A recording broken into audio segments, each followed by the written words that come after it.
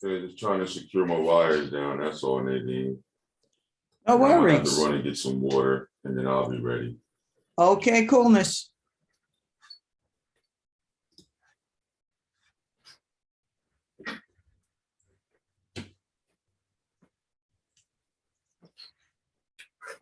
Good morning, good morning, good morning. We are getting ready for another wonderful Sunday pop-ups art session. Why don't you go ahead, grab your coffee, water, your materials, and everything, and we'll be getting started in the next few minutes. I hope you are having a wonderful Sunday morning. My name is Nadine. If you don't know already, welcome and thank you for being a part of the group. All right, so get your stuff together. We'll be starting real soon.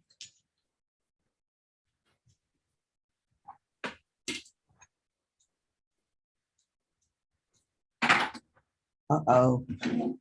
I'm sharpening my pencil. I've got my trusty spray bottle, my board with my paper on it. I've got my sketch pad, coloring pencils, water and cups, brushes, palettes, some markers, and let's see what else. But most importantly, libations, water. Actually, I have, yes, I have water with a little extra sugar in it, and my coffee, which has been getting cold. So I'm going to fill it up again. Morning, morning, morning. Yes, good morning, good morning, good morning.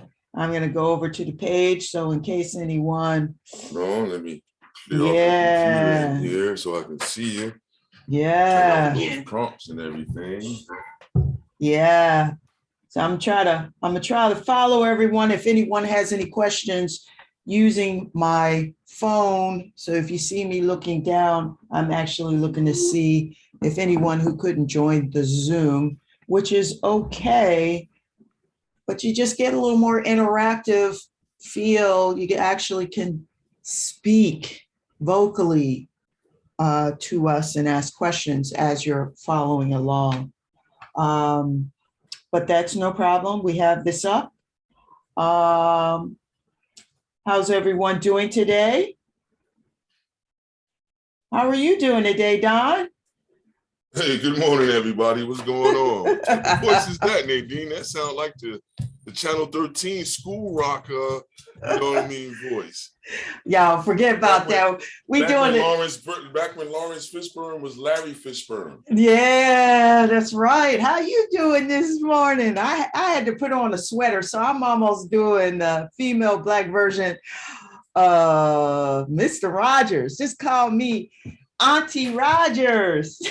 Wow. Okay, I'm gonna leave that one alone. I got my son. Just call me Auntie Rogers. All right. Or something like that. But anyway, it's a beautiful day. We're here. I am back on the East Coast. If you just noticed, I had a wonderful time. I spread my wings. I took the challenge Don gave me, and boy, was it a challenge. I let go of my relationship with perfectionism and posted posted my beach scene, my first plain art experience all by myself. I mean, I was with my friends on the beach, and when I mean friends on the beach, everybody else was sunbathing and I was out there just painting. Can you believe it? I didn't really get in the water because I was recovering from my eye surgery, which I had shared with everyone last session. I'm still here. Yep, last session. And that pretty much meant that I had to get creative. So I'm so glad I took my travel pack. And actually, y'all, this is what I had. Derwent watercolor set. And then I ordered online a pack of watercoloring brush pens, and they're just like the Derwent brush. They have a little water reservoir that you can put in there. And y'all, literally, I took the water from the sea and filled up my brush and filled up my cups. I took a couple cups, filled it up, and that's what I used to paint. I was like, wow. So anyway, that was my journey. I'm glad to be back and in my own art space, office space, art space, joined here with Don Stephens, the most amazing guy I've ever met in the art sphere. You are the one. You're the one, man. You got me on the journey.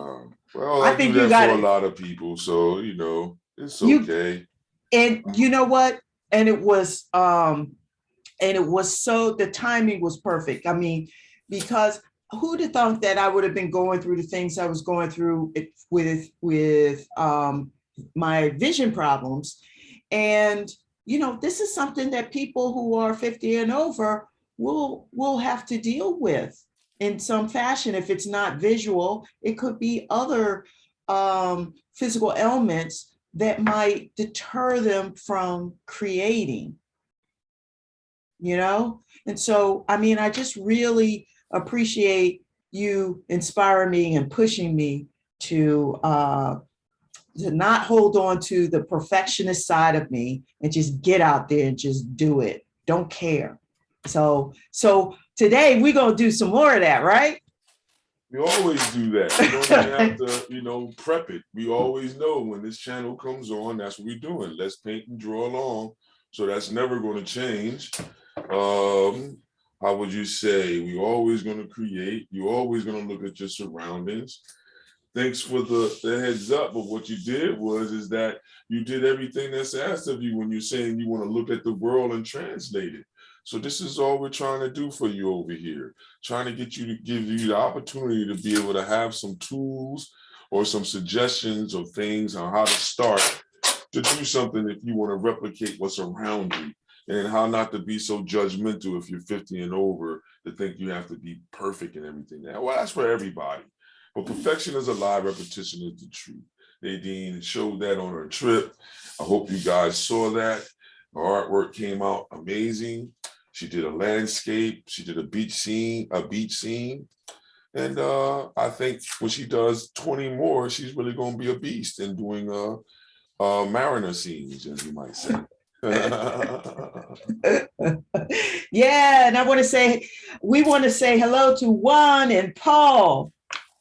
Juan and Paul, I'm telling you, they always show up, and I think I really appreciate that. You know, well, they don't always show up, but when they do show up, you know, it's fun to see them there. Yeah. You know? So when people do show up every now and then, because mainly what we're looking for is people that's going to join us live and do the session live. So yeah, we enjoy you listening. That's cool. But once in a while, we're going to have some of you people transition and come on over and join us live, even if you just compensate. It's have to be the same way. So Juan, Paul, when are you going to join me on the session? Juan and Paul, these are artists, so you know what I mean. I know artists, so that's different. That's why I said what I said. You know what I mean? I know, but I haven't. I know I am so. I know I may not. Here's the thing. The hardest thing is not to compare my work and where I am in the journey. No, we're not going to go down that road. The hardest thing for you is to worry about what you need to worry about for your pieces and to understand that perfection is a lie. Nobody else's hand moves like yours. So you get suggestions with your hand. Nobody else is going to do what you're going to do. You can't do what nobody else does because that's their own experience by their hands. You see? So all you're getting is a suggestion to improve your hand. It's not about comparing to somebody else's. Never that. You never want to do that. Right. You know what I mean? If you do it, then you're opening yourself up for certain contests and criticisms and things like this. If you want all of that in your life, then go for it. Yeah. You know what I mean? But without that, no, you don't need that in your life. You have to worry about how your hands move, how your eye sees, and things like this. So then once again, that's a perfectionist mode you're about to slide down into. And we can't slide into perfectionist modes. We stay away from perfectionist modes. Yeah. Yeah. So this is it. This is it. You got your paper ready, everybody? Hopefully you do. Got your paper ready, Nadine? I do. All right. I do. All righty then. So let's get ready to get started. Get something rolling and moving. Where's my marker at? There we go. Good morning, everybody. Let me get some water going. Good morning, everybody. So we start our box here like so, everyone.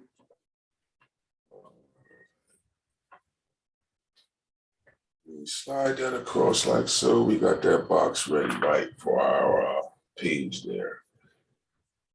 Today, I was going to call this idea Peaches and Cream. Peaches, peaches, peaches. Because now we're just going to look at some peaches and have some fun with them. Like peaches and nectarines, they pretty much look the same. So, we already know what we're dealing with.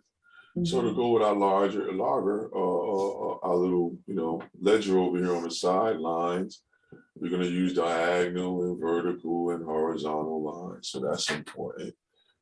Our main thing is a peach. What does that look like? These are the things that's going. So find that center point of your page, everybody. How do we do that? Well, we cross our corners like we always do, right, everyone? Yeah. So then you have your idea where center is. You know where center is on your page. It's just like knowing where center is in your camera. All right. Now that you know that, let's start something. We'll put a circle here for the first peach.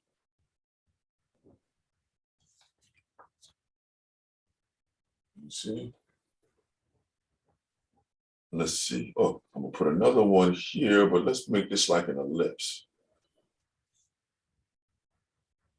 And then put a little half around underneath of it, like it's like a bowl almost. And then what's going to happen is we got to make the little dome for the pit in there. So then I erase out that line there. And then we have the pit. Maybe we bring the skin down, the meat down on the back side of that. So it could really look like that peach is doing what it needs to do. Either or for you guys. I don't want it to look like an egg or nothing though. Or to look like an avocado, right? Yeah, I was thinking avocado. No. Yeah. But I'm getting hungry. It's always about that. You know the deal. Now we got the pit here, so we got to put that little piece on the bottom there of the peach, the one that's facing us, you see, just to show that that's there. Let's see, what direction is the light gonna come from? Hey, let me do another peach here. Oh, I know what we can do. We can do, oh yeah. Let's see. All right, let's make another circle. Right, that's going to connect to that one just a little bit. Right. Now let's put a line through it, right? Like so. Now what we're going to do is do a half round like this to make it seem like it was cut into. See that? Oh, you're trying to do a little tricky thing. Well, not really tricky, just getting you to look at, perspectives again. Yeah. That's all that is. Now look, we do a round here for the pit here, and then we do a round up here for the pit in here. And now we have it looking like it's sliced in the middle. You know how they have it on the commercials and everything? Yeah. Yeah. There we go. Hold on, let me tighten my board down. Every now and then, you know, due to moisture and all that crap, things loosen. So we wind up having to tighten them back up, everybody. So just know that if you got a easel, a wooden easel, and you have it someplace, it's always going to loosen up every now and then. So you have to tighten it back down. And Yeah. pretty good. Yeah, I have that issue with mine. Well, that's just based upon moisture once again. So moisture is making the nuts and the bolts unravel or loosen because of the moisture being taken on from the atmosphere. All right, so then now from back here, I come from the back side and I put a little extra round on there. Why do we do that? To play up the dimensional side of that. Oh, Yeah. okay. And then now you have your nectarine cut or your peach cut in a certain way, like how you look at it, almost like an eyeball. Okay. Type of look. Okay. Now let's see. Background. Let's put a line right about here, right in that piece there. And then that'll make it easier for us to say where that background is right there. Okay. All right. Let's have some jazzy fun. Let's say the shadows are going, one shadow is going, light source is going this way. The other light source is going this way to have some fun. So we can take this one, put a shadow here for this one. All right. We can put the shadow on the back side for this one, just to have fun. We're not trying to say we're making a particular scene. We're just trying to make something interesting for people to look at. And seeing this one in the middle, we can put both shadows on. One over there, and then we can put one over here. See what's starting to happen already? Maybe you said, but I don't know if mine's looking like that. Yeah, no, I'm like, let me see. Yeah, so, you know, I wouldn't worry about this one even taking on the persona of avocado. You know, just erase it out, that just to get it started. Now in the background, we can do something back here. Let's just have more fun. Just chop it up real good. Chop it up real good. Chop it up with that circular one real good. Yeah, then I'm gonna make it seem like everything is coming from the peach. All diagonal lines are running towards the peach. So then this way, when we devise our idea of what the colors are going to be back there, we'll have that together. Let's see. So that's the cream part. All right. Another one is that we can dance up this bottom here with the line idea that we had before. Remember? So then just have fun controlling the line width. And if you want to make us feel like it's coming forward, space those lines out at the bottom. Make them tighter towards the middle here. You see, and that'll give you an idea of distance. And then now as you come down, you'll spread those lines further apart. Further apart. You don't have to put them in your shadow. We're making this up. So, you know, this is one of those abstract pieces again, where we're caught in between both worlds. You see that?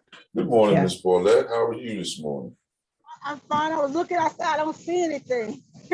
I see some color stuff over here, but I don't see what you're doing now. Yeah, well, that's the whole thing. Nadine, you gotta pin me when we're going from camera to camera there. Yeah, I'm gonna have to. So when I'm on the board, you just pin the board one. And you switch from the board one to this other one when we get started where my hand is there. Okay, wrong one. Then this way anybody else can see it, because other than that, they're just gonna see my hand. Right. Or they're just gonna look at the board and they'll hear my voice.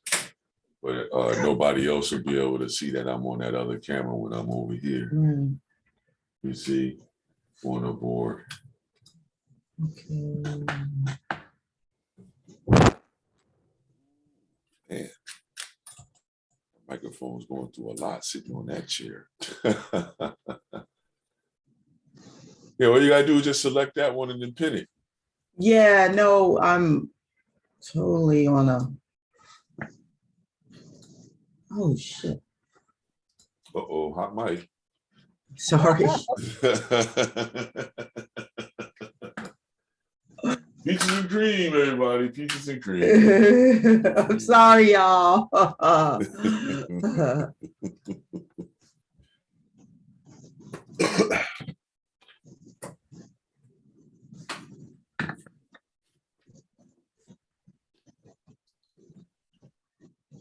Okay, now I have your board, the canvas pinned. Yep, that's where I'm about to go to start doing our drawing that we started already. Okay, hold on.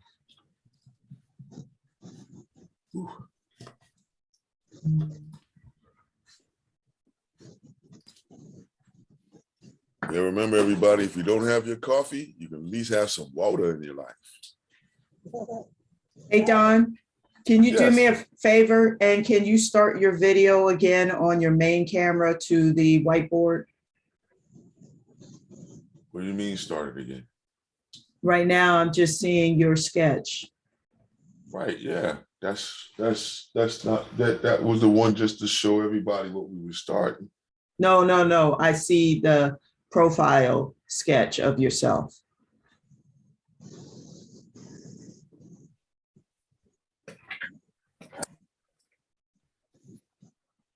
You know what I mean? Apologies, everyone. I was trying to pin his whiteboard up. I'm asking you to start your video again. Thank I you. know, Okay.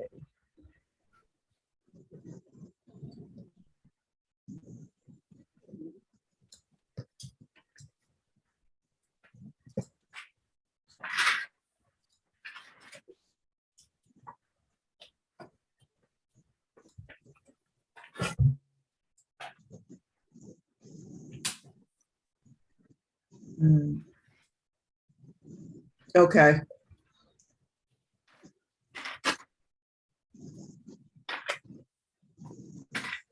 all right, everybody. So hopefully you're ready. Hopefully you already started the drawing already. What's the drawing today? Peaches and cream. So did you see the other one? With the Nope, marker board? nope. Hold on.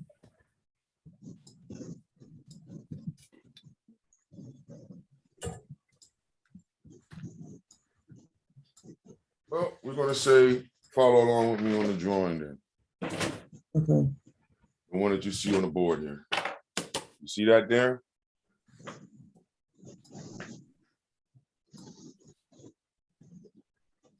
Yeah, that's the one that's lit up. So then watch where I'm going and draw along with me, Miss Paulette, okay?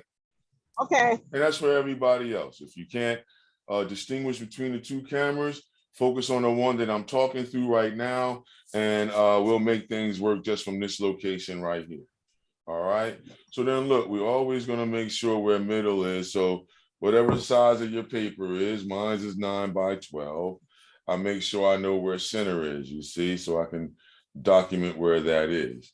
So Ms. Paulette, and everyone else that may be having that type of idea or difficulty with seeing what happened, we started off just below or just over from center meridian. We started a circle to start our peach.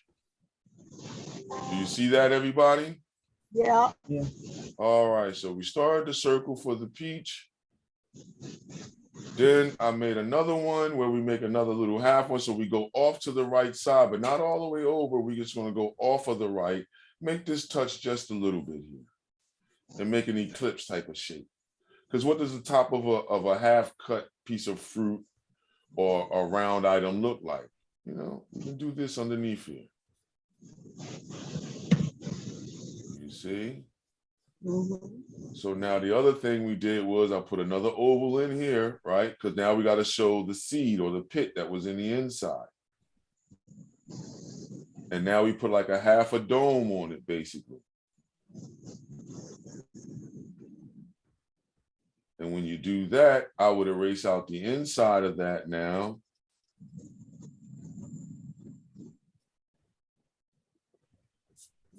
And now you have a peach, you see, on a half shell, you might as well say.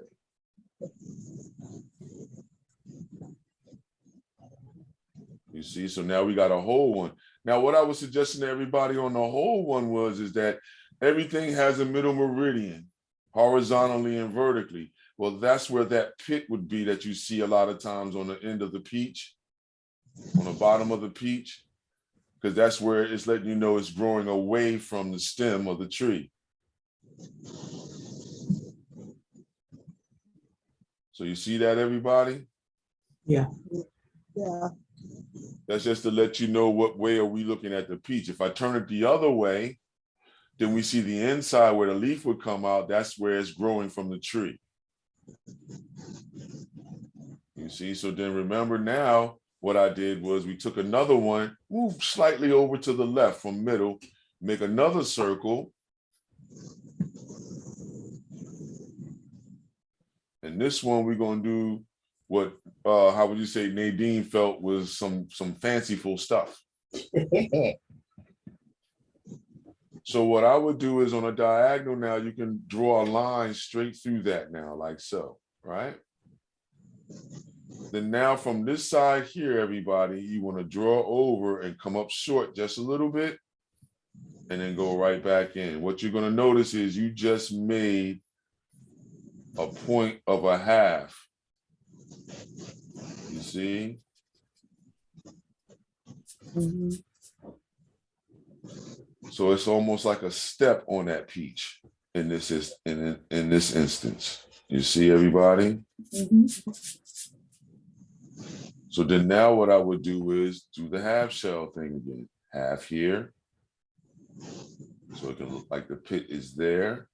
And then you do one on the upstroke on that half there. So then this way now you can erase that out in the middle. And now you have where the seed is and erase this out around the edge here. Now you have it looking like, watch this though, right off the side here, make it a little bit extra. So you see what I did here on the edge, everybody?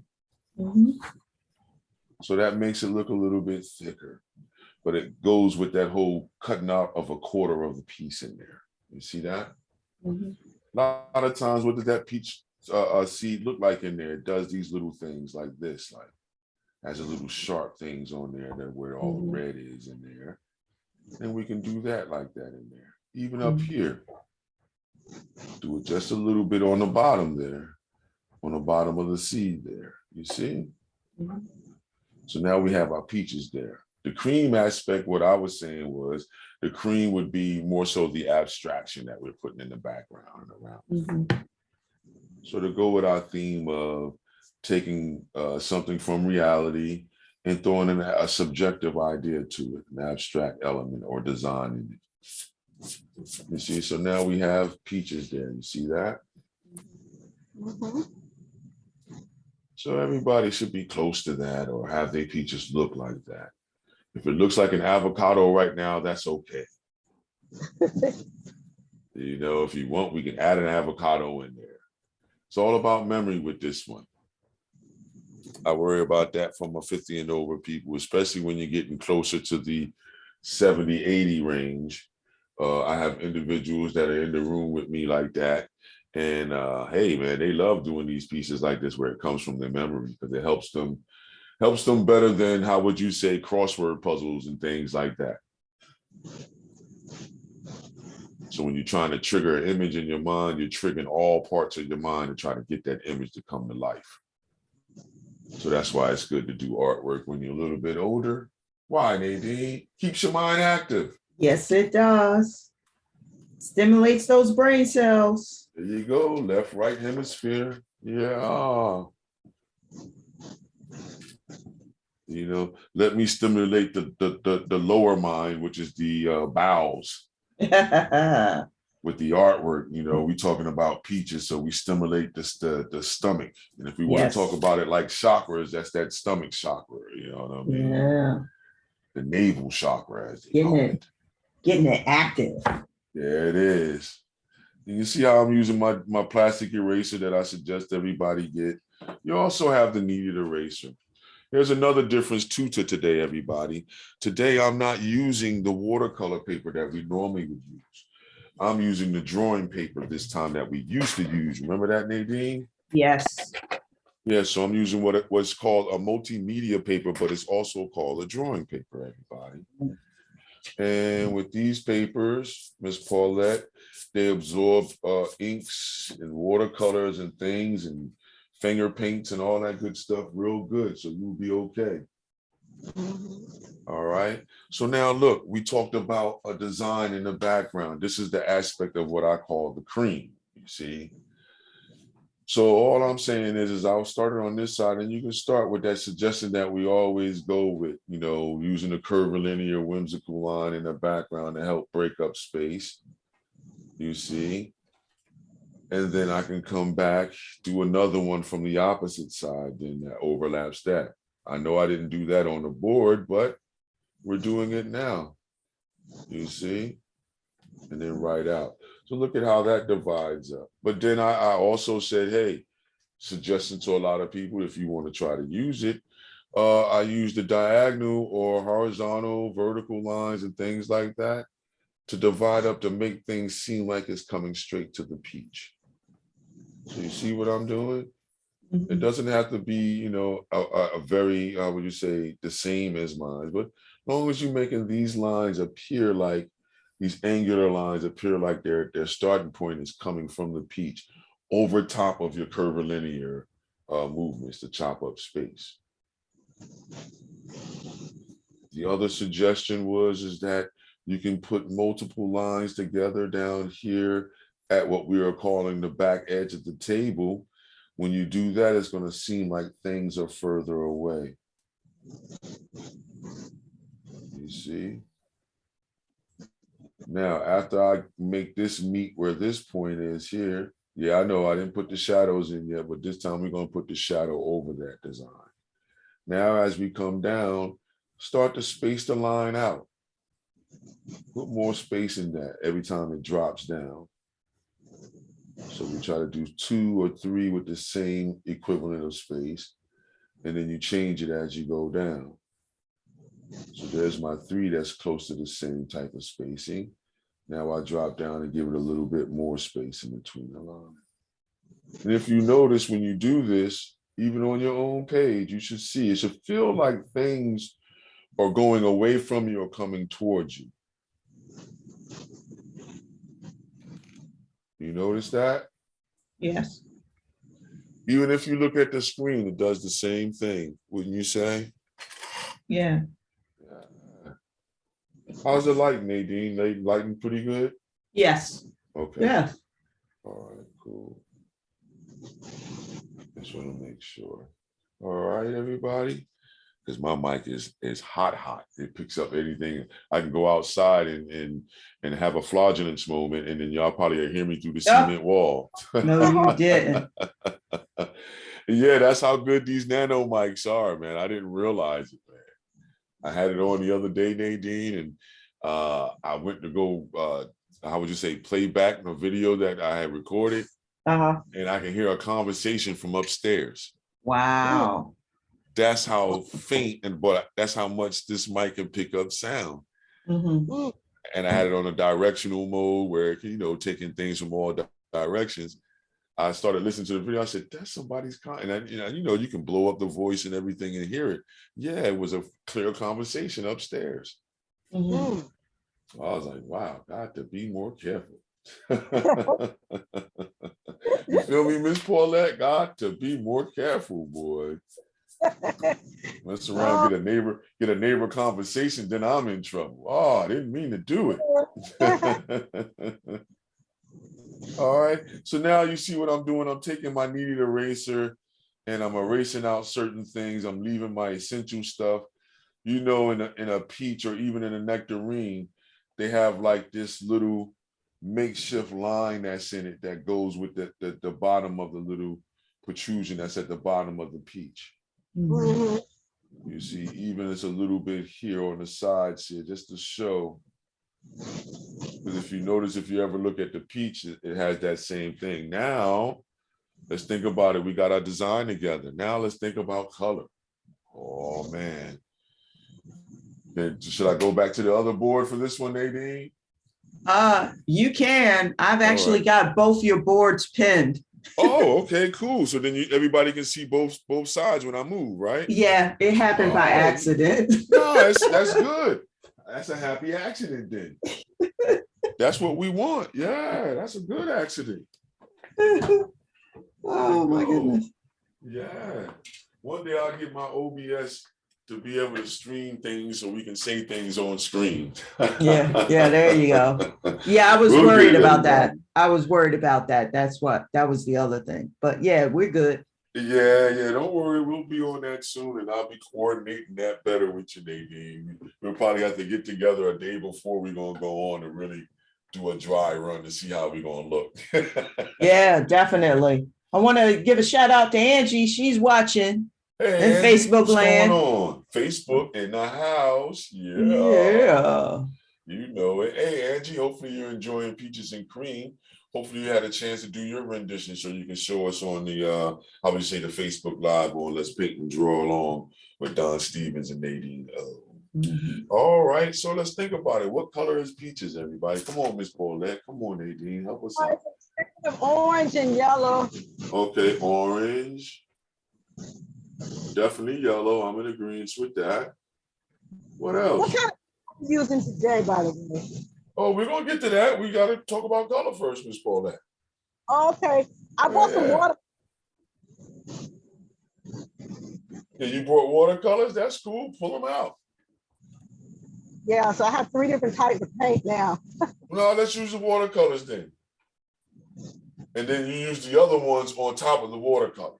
Because you have the Ooh. fingerprint. Right? All right. Right. So use the watercolor, and then if you want to go for thickening up things, use the finger paint, the tempera paint that we talked about that you got. All right. So we got orange, yellow. What else to make it look like a peach or a nectarine? Green. Would there be some, how would you say, some red violets in there by chance? Maybe. Oh no, what you think? Yeah. I mean, because if we can get specific. Say again. Yeah. It does have a little bit of red in it. All right, so I'll narrow it down for us. So we're gonna go, if we look at a color wheel, right?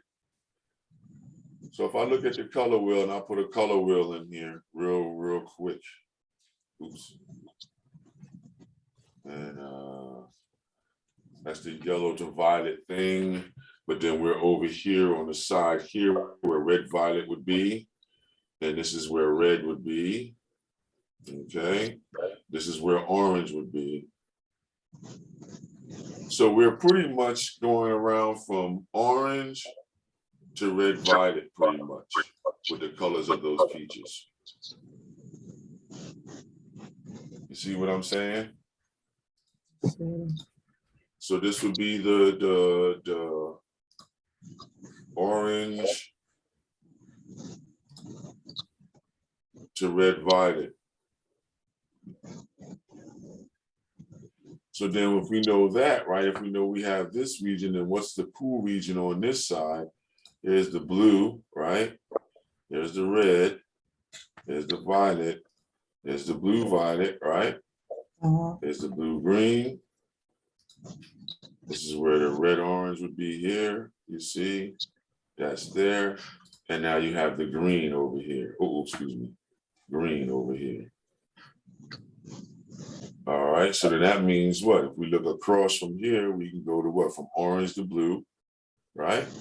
And then from red violet, we look over here, we can go up and over, and that'll be yellow green over here. You see what's happening? So then, all right, if we go on red, orange, then that means that we can go green, yellow, green, or blue, green in the background over here this time. You get it, everybody? No? Yes? Yes? No? All right, let's go for it then. Pull out your watercolors if you got them.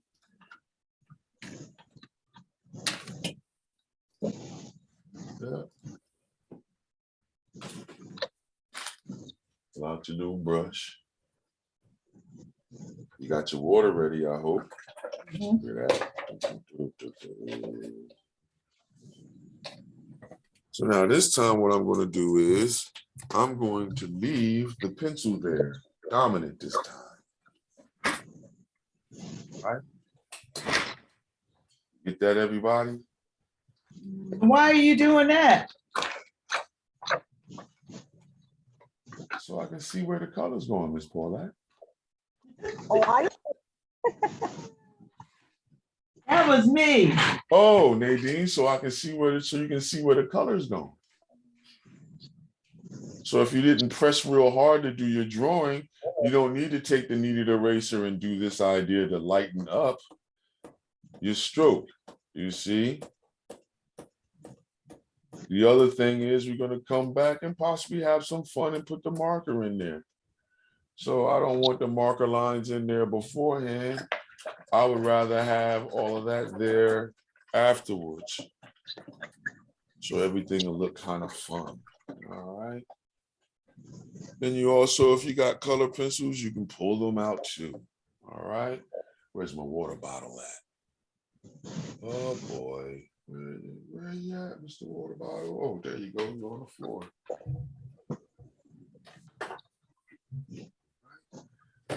You remember how we do this? We do what? We spritz the palette a little bit to get that wetness started.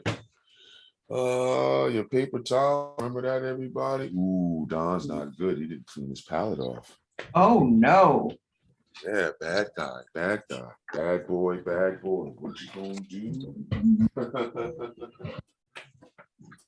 Good thing I got the 10-foot headphones. I mean, yeah, headphones. All right, pull your paper towels out. This time I have all mine already in, how would you say, ripped out into singles. So you can do that too, everybody. I suggest that. So then you're already ready to just grab one and start working. So now what I would do is to clean off your palette. All I would do is I would wet it. You see how we do there, everybody? And then I come in and I wipe it down, wipe her down. You see? So then this way we get all the excess off there.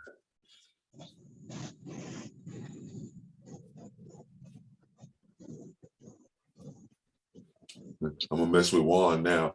Hey Juan, you like that overhead camera angle I've been working on for so many years to get going? You remember that? Juan used to come to the studio space and see me trying to work on these cameras and set them up and make makeshift stuff until I started taking a chance to buy things. So that's the funny part, everybody. Nobody laughed with me. It was a corny joke. Okay. Yeah. No. Okay, everybody. Don has to get a new repertoire of jokes then. Just teasing, just teasing. No. Nothing wrong with All that. right. Yeah. All right. So then let's go for it. This is where you also should have another piece of paper, remember, so you can do your tester strokes on. So that's definitely what you want to have in your hand. All right. And I would take that piece of paper because that's the piece of paper is just like the one that you're working on. So you can know what the color looks like when you start using the color before you apply it to your piece. So if you can say it's harmonic, it's the right value, right intensity, all this good stuff before you get started. So here's the water here. Let's see. We said in the background, we was gonna go for what? Like a yellow, green background to go with this peach. So look, I'm gonna take it and I'm gonna wet my green vessel, put some of that darker green in there. And you see, if you have your watercolor sets, you can use that darker green you got. You see that? Ooh. And now what I would do is instead of taking the yellow, instead of taking the yellow green that you may have, which is the lighter green, I would take the yellow and then add that to that darker green. You're going to get this eerie looking green looking. And that's what you want to start off with. If you're doing watercolor, and then I would add more water to it. Like so, if you're seeing how I'm mixing it there on the palette there. And now I tested to see what vibration it is. Yeah, that's pretty cool. So I'll start with that vibration. So now I come in and I liberally just start putting it in the background, you see, around certain things. Now with the drawing paper, you don't really want to, how would you say, oversaturate the paper too much. Because once you oversaturate, then there's problems again too as well. So notice how I'm just putting it in, taking the time and just literally putting it in certain spaces, overlapping certain things, you know, just put it in wherever you feel you need to put it in.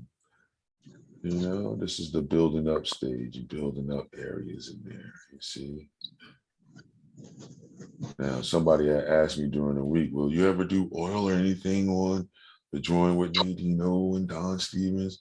I said, well, the whole problem with doing materials like that is you got to be real sure that everybody's going to be able to have those same materials. You know, so if everybody doesn't have oil, it's kind of a disadvantage for everybody. But one day we may go into that. Really? We're gonna do oil? Oh, yeah. Well, So excited. Well, you just got to have the materials. You don't have the materials, it's not going to mean nothing to you. You're just going to be watching like it's regular TV. But if you have the materials, then you'll get a basic understanding. Like most people don't know that you can use the boiled linseed oil. You don't have to go and get the art linseed oil that's in the art store. You can go to Home Depot and Lowe's, buy the bigger can of the boiled linseed oil. And that'll cost you around about what, $8 to maybe $12. But you got oil for at least, you know, if you're not painting every day or every other day doing larger pieces, then you got oil, you might as well say for at least, you know, 2 to maybe 3 years, if not longer, depending upon how many pieces you do. Then you can buy the can of mineral spirits and stuff like that. That's a little bit cheaper. That's not the art brands. But you can go to, once again, Home Depot or Lowe's or any type of, you know, hardware store and buy the terpenoid or turpentine and things like that from there. So these are some of the things I would talk about with you. And the same thing with watercolor. You can find watercolor at your Dollar Generals and things like this. You won't find the Durit set that I have here that most people may have. You'll find that at Michael's or Dick Blick or any type of art store. You might even find them in Walmart. I saw them in the Walmarts and the Targets at one point. And even at Kohl's, they had some art supplies at one time. So, you know, you just got to look around, you know, to the places that's around you. Most of the places that I'm naming are in the Delaware Valley.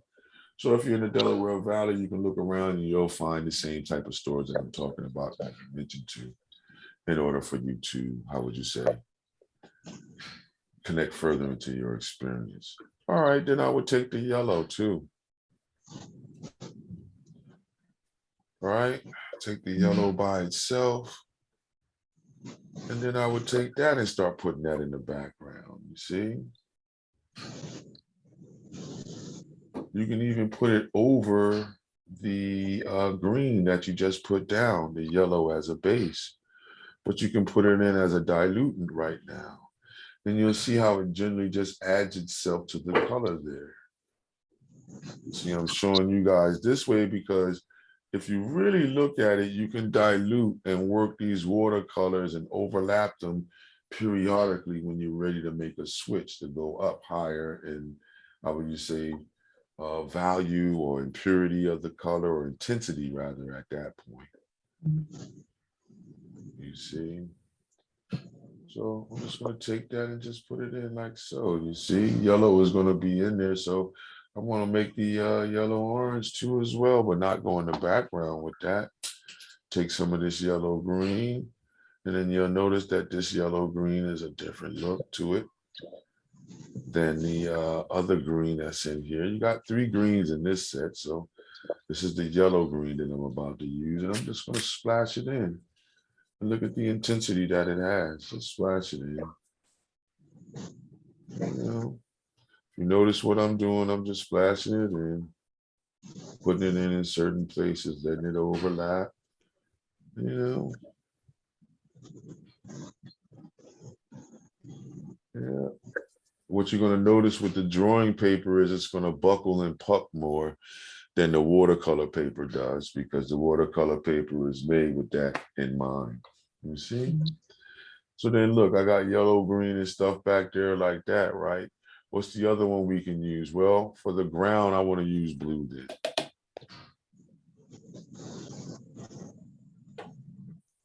I think that blue will be looking good around some of our orangey type of looks, you see? So I'm going to take that lighter blue and start with that one. See that, and check the brilliance on it. Add some more water to it, and then start putting this blue at the bottom down here. You see what I'm doing, everybody? Yeah. And work my way around my peach or my nectarine. You see? And now you can, you know, let it do what it do. You see? Add some more blue to it. We can go down to the bottom and work our way down, you know? So, we can work our way up. You can turn it around if you want to. Like I said, you want to control the water amounts, everybody, because if you put too much water, that drawing paper is going to crack underneath the pressure. And then you have to pull out your air dryer or things like that, like how I just put in that area there. If you notice, it's starting to buckle and pucker. So with drawing paper, if it's not the thicker stuff, that's why you take your time to try to control how much is going down at one time. So generally speaking, I use a lot of dry brush ideas on flat drawing paper that the gauge or the weight of the paper is less than 100 pounds. So this paper that I'm using is like, I think it's 90 pounds for a mixed media, meaning the gauge or the thickness of the paper, everybody. That's good to know when you go into the store to buy the paper. A nice watercolor to get, you know, in your underneath, how would you say, expenses. They have a watercolor paper that's 110 pounds. And it feels like a piece of Bristol paper when you pick it up, or cardstock. So that's why we talk about cardstock at Office Max or Staples.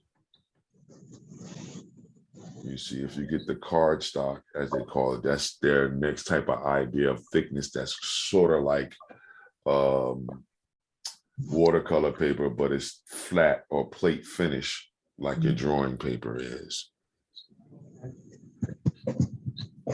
So if you notice, even while I'm talking, I brushed a little bit on with the blue and the yellow, right? But look at how my paper is showing those shadows that you're seeing in the screen. Yeah. That's the puddles where the water wants to clump together, and now it's trying to dry. Okay. And that's what happens with drawing paper. This is why I like using the different papers, so you can see the effects of what's happening. So like people like for Miss Paulette, I think, Nadine, you got an understanding of the papers now. But Yes. Miss Paulette and some others may not have that understanding just yet. Okay. And we want to make sure that they have that understanding too as well. You understand, Miss Paulette? So you don't get too frustrated. Right. So then if you think that your paper is messing up or you're messing up, I wanted to show you by using the thinner paper that I use that's close to possibly what you got. And if you look, you'll see that the paper is going to buckle if you put too much water. So that's the controlling of the water aspect, okay? And then when it dries, it's going to dry back out flat. So let me see here. Where's my... Oh boy, that's not close by, and I don't have another outlet that I can use for that. So I won't be able to use my hair dryer today, everybody. So another thing you can do is you can fan it. Yeah. Take a piece of paper and you can fan it. It works just the same. It just takes a little bit longer. And if you notice, while I just started doing it just now, you can notice the paper is changing and starting to get a little bit flatter because it's starting to dry off. All right, Yeah, let's test that. Let's test that. Let's test what? To fan it. Yeah, it works. Just take a piece of paper like how I got, hold your hand down and fan it downward. Mm-hmm. And it's going to work. It's just going to give you a nice shoulder workout, forearm workout. You know what I mean? Yeah. So if you don't exercise a lot, you can get a lot of hand dexterity work in here. You know what I mean? You can turn it and do it the long way too. You see, now I will agree with the hair dryer, it would have been flat by now. Uh-huh. But if you notice at the paper, you notice how buckly that area was and now how flat that area is now. Yeah. So that's showing you how the paper is starting to, as it dries out, it goes back to the flat state. As long as you have it taped to a board. When you don't have it taped to a surface or adhered to a surface or secured to a surface, what happens is the paper wants to go back to its wood state. Its round state. So that's why the paper curls and buckles. Because the paper is wood and it's wood pulp, so it's trying to go back to its natural state of being a round item. That's why you would tape the paper down, or with heavier watercolor papers, 300-pound or better, you would have to staple it down. That's why you have watercolor paper blocks and things like that, everybody.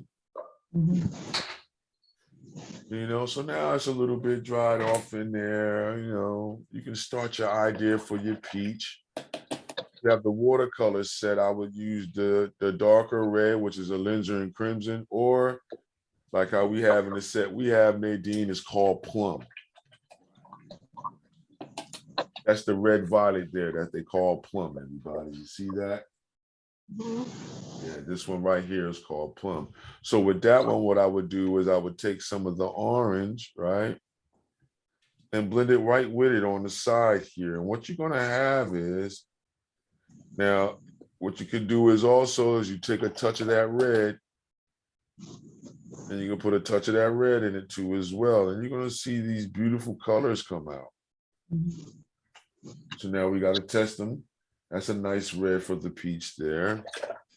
You see, let's add that orange to that mix again. Oh yeah, you can see that peach color in there. And then definitely that yellow and yellow orange that Miss Paulette made mention of, right? Yeah, there you go. Because it wouldn't have too many salmon-like colors in there, would it? No. Nah, it's more like orange and down to red orange and red violet in some areas, right? All right, so then what we do is we'll take some of that color and I start splashing it in where I'm seeing where it is on my peach, on my nectarine. Come back, splash it with a layer of yellow.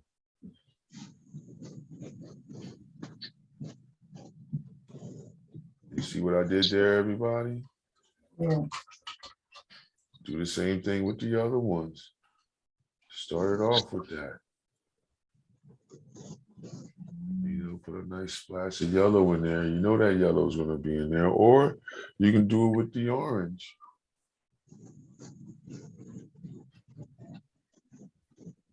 See, I did it either way. So now what that pit's going to look like, that pit is that dark alizarin crimson looking type of color. You see, so I would start with like a nice rich red violet in there. Water it down. So the way I made the red violet was we take the red with the plum or with the violet that you have in your set. You take the violet, put it down, and then now you put a touch of red to it a little bit at a time, and it'll turn red violet for you. You see, if I wanted a little bit more brilliant, I add some more red back into it. And now I test it. That's a pretty cool red, but still just going to splash mine with a little bit more orange in there. And now in my darker areas, I'm just going to touch it just a little bit in there. See, not too much. Darker areas around the edges here, you see? So what happens is you wind up building up the peach or building up your items first. I'll put some around the bottom of this one here. I would leave the top a lot more like the orangey type of feel in there, you see? starts to happen. Now we take that same darker color and put a little bit on our pit in here. You see, I don't want it to be that dark. I need it to be a little bit more diluted. So then this way I have somewhere to go when I want to make that pit darker to show the little nooks and crannies that's on the inside. Right, everybody? The little pits and falls in there, right? No, yes, no. Yes. Or is everybody worrying about being perfect again? Dun, dun, dun. I'm trying not to. I'm It's a telling you, journey. think about it. Yeah, think about it in your mind. What does that peach or nectarine look like? You know, now I take some of the reds and I splash that in there with it so we can start that red filling on the nectarine pit seed in there. You see, I'm not worried about being perfect or something. I'm just trying to build these colors up to start the process. You see? Yeah, if you look at the screen, you can see how I got it started. Yeah, buddy. It's only 11 o'clock, you guys. I think I didn't have no coffee. We'd be moving a mile a minute, wouldn't we, everybody? Come on, ladies. Y'all leaving me quiet alone now. Y'all gotta crack some jokes too now. Yeah. Y'all not even laughing this time. It's getting too serious. Yeah. Nadine done came back from a vacation and turned into a serious artist on us, everybody. I'm on a journey. Yeah, man. We can tell, man. You got quiet. Like, chirp, chirp, chirp. Like, what? Wait a minute. What happened? Where did Nadine go? Where's Paulette? We're concentrating, Don. We're focusing. We're focusing, Don. We're trying to have a creative journey. We're trying to have the moment that we need. That's your suggestion. Shush your mouth, Don. We're trying to get there. You know it. Come on, Miss Paulette. You trying to get there too? Yeah. All right, I'm a fan while everybody else is trying to get there too. But remember, perfection is a lie, repetition is the truth. If we have them looking like they're peaches and they may resemble avocados, that's okay, Nadine, okay? Long as the color is not avocado. Oh, yeah. You know, we don't want the dark green skin on the outside that turns almost like a green black almost. Yeah. All right. We definitely want, if it's a peach or a nectarine, you know the deal. We got to have at least orange or yellow orange in the inside of one of those cut items, either or. The reason why I picked the blue for the ground is because that's a nice opposite of the peaches, so to help to push that out. The red, the green in the background is going to help with the red that's in the peaches. You see, once you get to that richer color of the peach.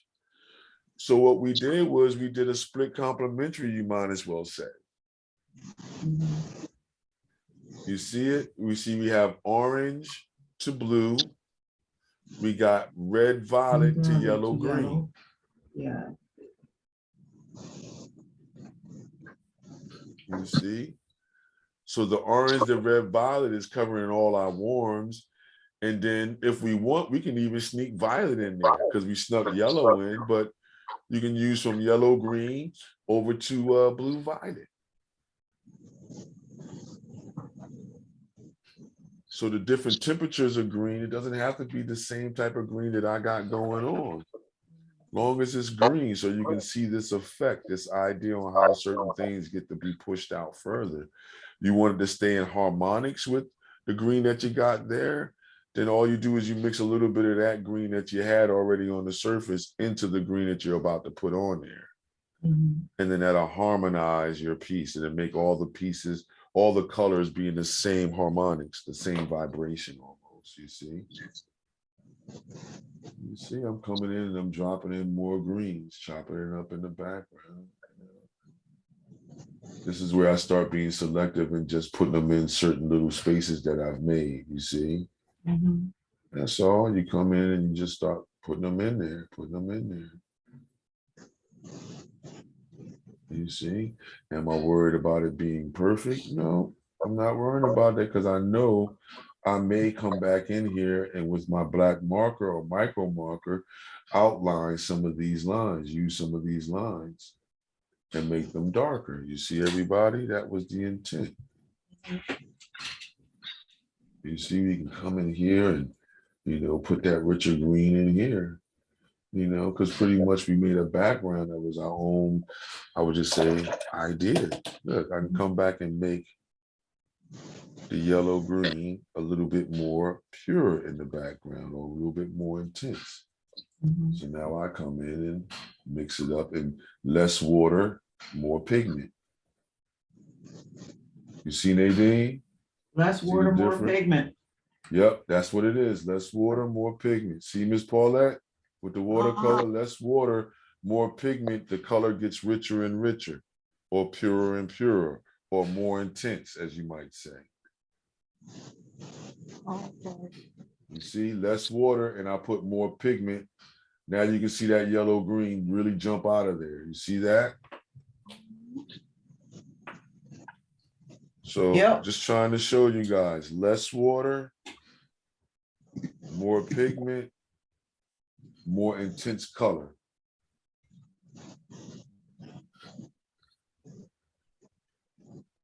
You see, I'll show you on the extra piece here.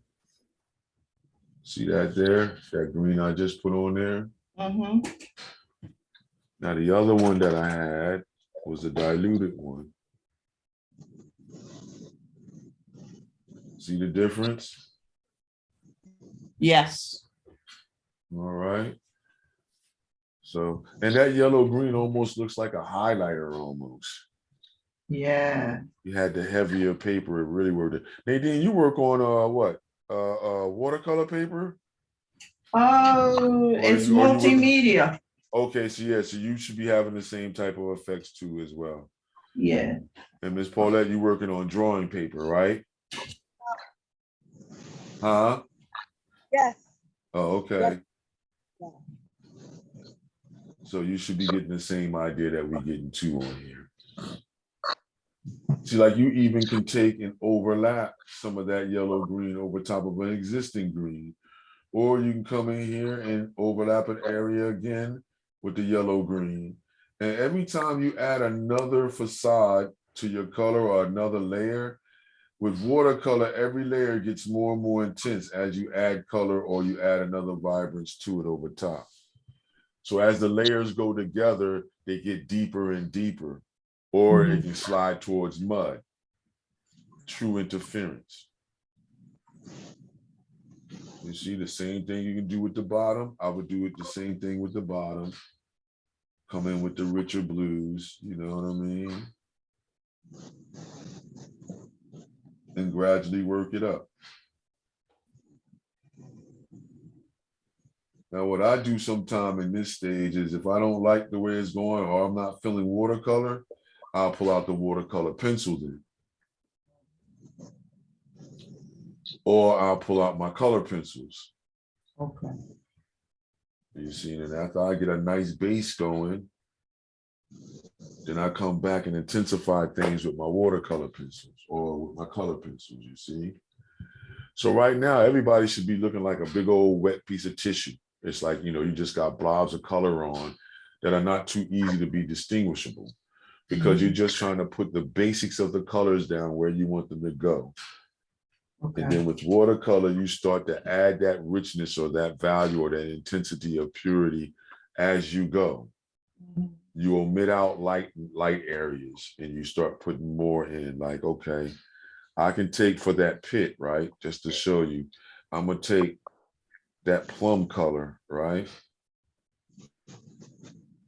See how I tested it, test the stroke out. Now I can come in and just take my time and start showing where some of the darks may be in here. Okay. See, just to get that started, just to show that's how, and notice how I'm doing it. I'm just putting dots and dashes there. If I could put the camera closer to me, I would. We'll work on that next time. But if you really notice, I'm putting dots and dashes and longer strokes just to say, and look at how I'm leaving some of the light area in between. You see what I'm doing? Now, does that resemble a pit? Yeah.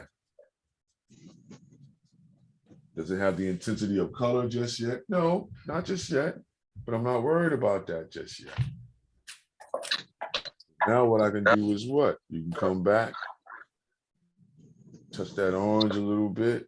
Yeah, now I can drop that orange in there. Just tap it in there. Now look what happens. We start getting that nice, rich looking color. And remember, we working this from memory. So, you know, don't get too frustrated. Perfection is a lie, repetition is the truth.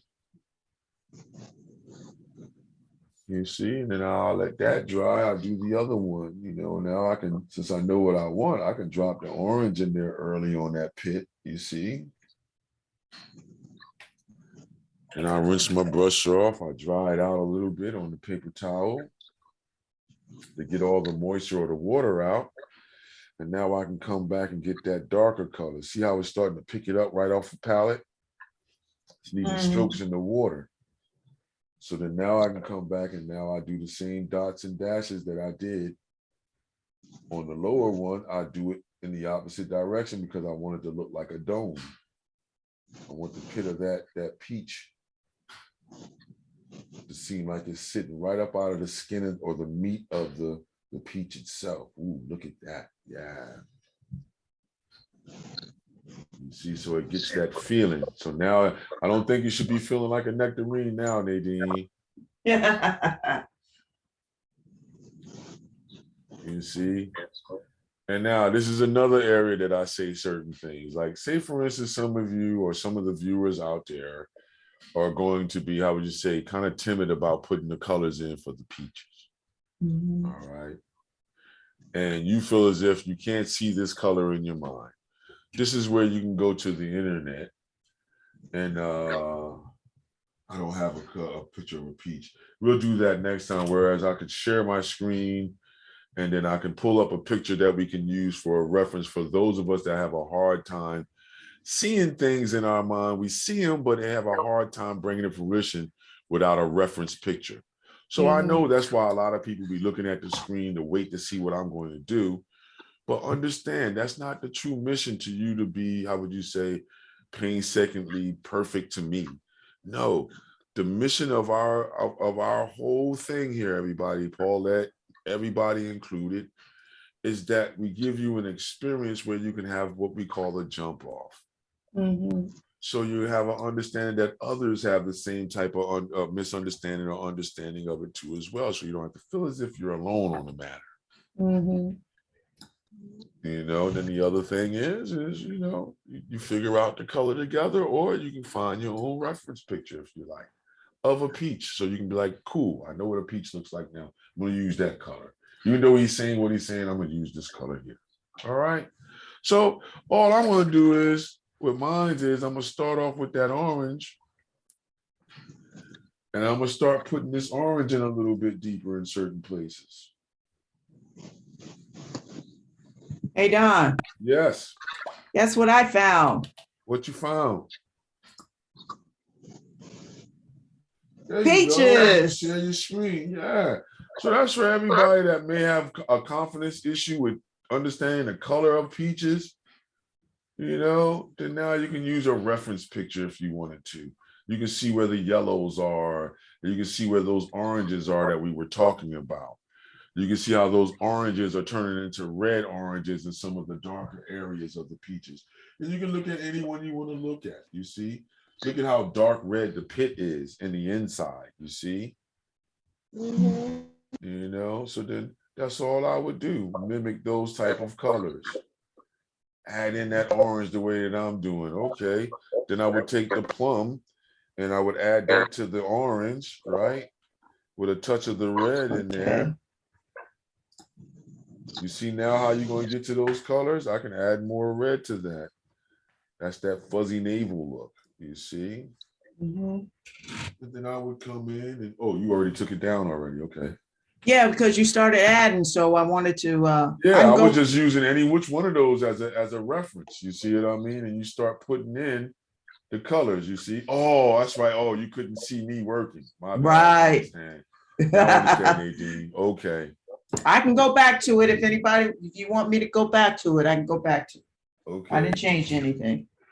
Okay. Nah, we're good. You see what I'm doing, everybody? So I'm using the liberty of taking some of those darker red oranges and things and put them towards the bottom of my peach. And I'm putting the lighter orange parts on the top with the yellow, orange, and everything. You see, come back in, blend that in. You see how we're doing, everybody? Blending it in, blending it in, blending it in. You see, blend it in. Now we have that peach type of feel.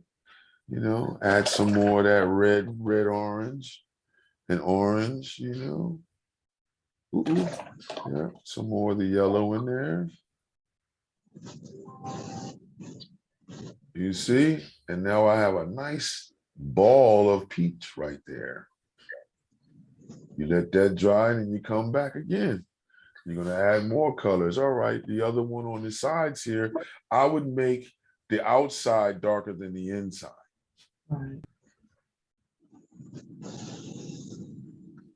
You see that, what I did down there, Nadine and Miss Paulette? Yeah. Now I take that orange, right? Put it here.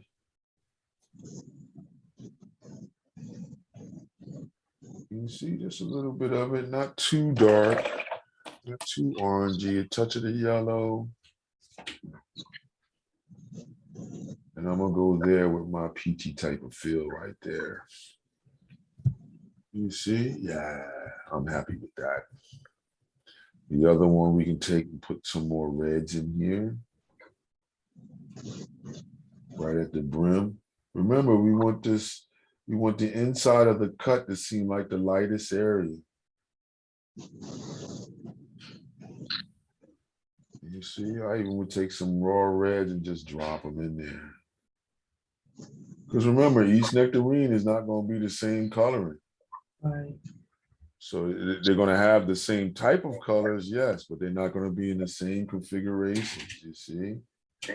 Notice how I took the red and now I come back in there with that red and to show those differences with the skin, you see? Yeah, even this one here, I can come back a touch of the red and then now I can put that pit feel in there, you see? Yeah, rinse it out a little bit, dry my brush out. Now come in there and spread that around. You see, blend it, blend it, blend it. And now you see that peachy feel starting to come to life. You see? Don't want it to look like an orange, you know. You want it to have some type of peachy feel to it. And it starts to happen.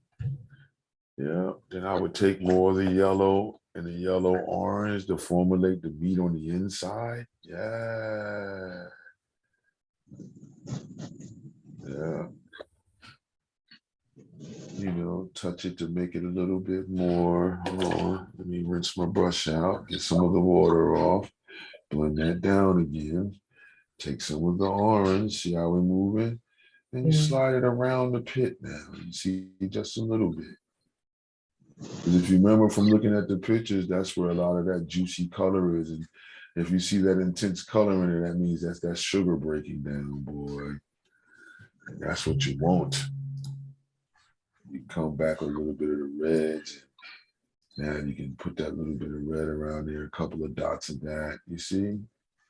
See what I'm doing? I'm not even worried about being perfect with it. I'm just worrying about getting that feeling of a peach or a nectarine. You see what's starting to happen, Nadine? Yeah. Yeah. So with watercolor, it's easy to work with because you're building up gradually to those rich darks that you want to do. The more and more that you do them, the more and more, how would you say, you'll get close to this idea of reality. You see? Let's see, I'm gonna let that dry a little bit. And then with mine, I'm just gonna jump right into showing you what it's gonna look like with the marker. Start putting the marker in. Now, say for instance, you got tired of doing the watercolor like some people do. you know what I mean? And you wanted to ship. So I would let that dry for a little while. Then I would come back with a micro marker or one of these Sharpies.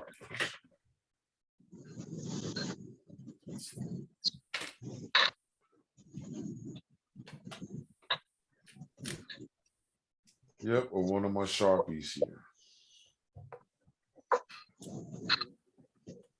You see? And now with the thicker Sharpie, I would use that around the outside. So then I would use it to show where those lines are. You see?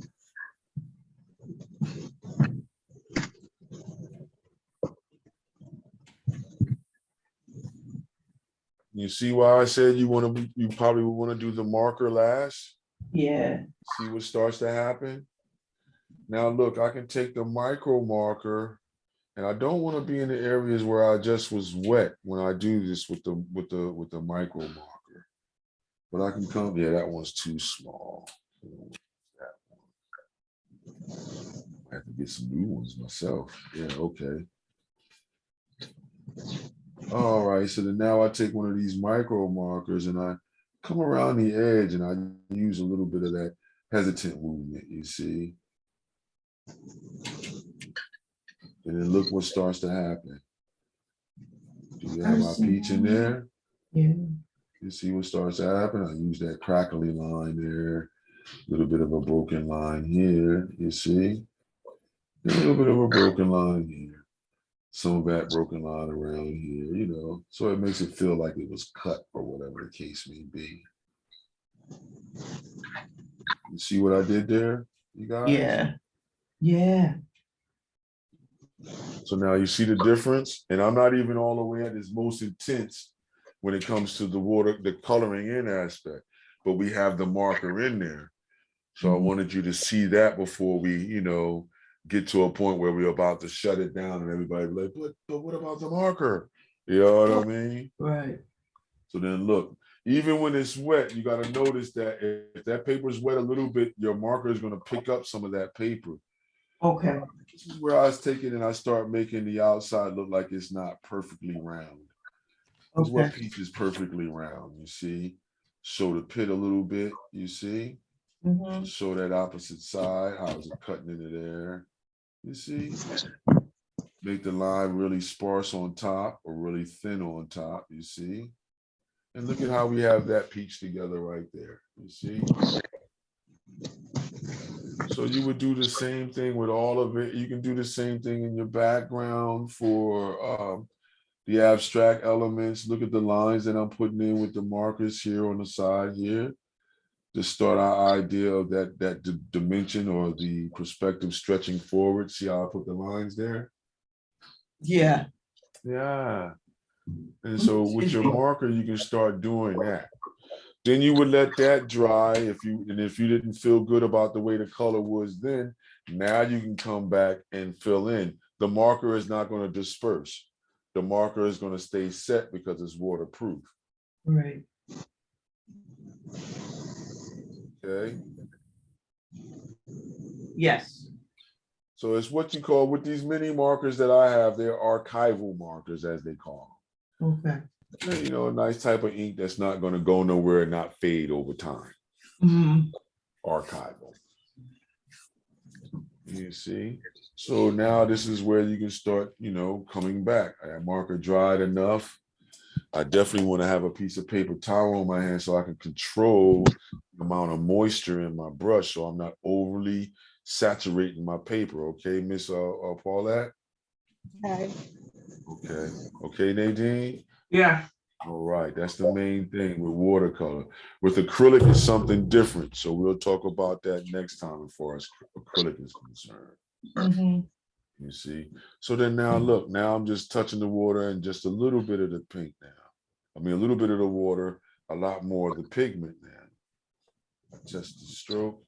Now I can come in and put in certain areas where that red will probably be a little bit more intense. See what's starting to happen now? You see where that red would be a little bit more intense. That red also lets you know that the sugars already is sweet. A lot of people don't know that either. A lot of people don't understand that about the fruit. You see that red, that reddish color on them peaches, that means that joker is ready. It's sweet and it may be juicy too. Yeah, you know what I'm saying, Nadine. Yeah. You feel me? Oh, That's they didn't what. know that.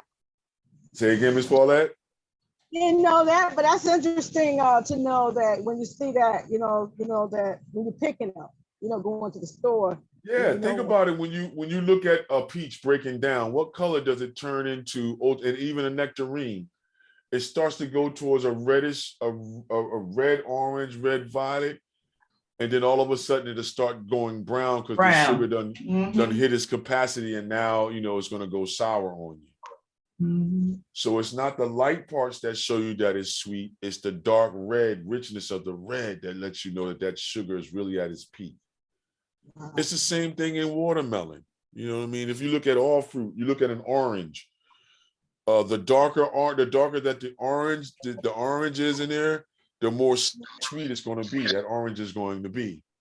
The lighter the orange is, it may or may not, depending upon the region, but it's not going to be as, I would say, sweet like a tangelo.